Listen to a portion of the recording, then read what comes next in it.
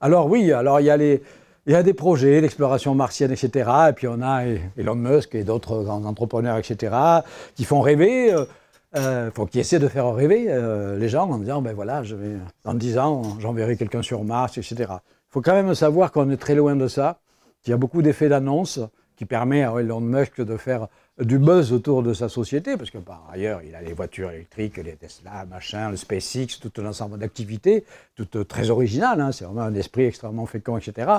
Mais il a tendance évidemment à pousser le bouchon un peu loin, et pour obtenir des financements, il a déjà eu des contrats extraordinaires avec la NASA, avec les lanceurs qu'il développe, mais par exemple, pour envoyer un homme sur Mars dans 10 ans ou 15 ans, ça je vous garantis que c'est hors de question.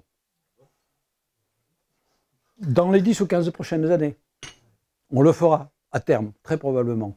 Mais à mon avis, pas avant la dernière moitié du siècle.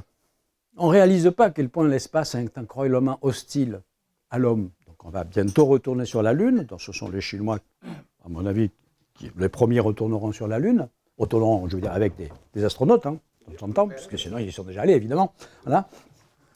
Après, probablement, c'est aussi probablement les premiers aussi qui iront sur Mars. Mais aller sur Mars, d'abord, ce seront des robots.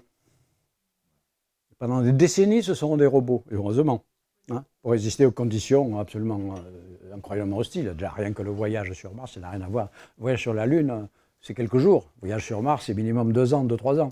Dans des conditions incroyablement hostiles, il n'y a pas de retour possible, il n'y a pas de sauvetage au moindre pépin, etc. etc. Voilà. Ensuite, après, les budgets, je veux dire, dès que vous avez une mission habitée par rapport à une mission automatisée, vous multipliez par 100 le coût de la mission. Donc il y a aussi un obstacle là. Alors après, il y a le rêve humain toujours envoyé, c'est symbolique effectivement. On est allé sur Mars, on a posé le pied sur la Lune, un jour on posera le pied sur Mars. Voilà.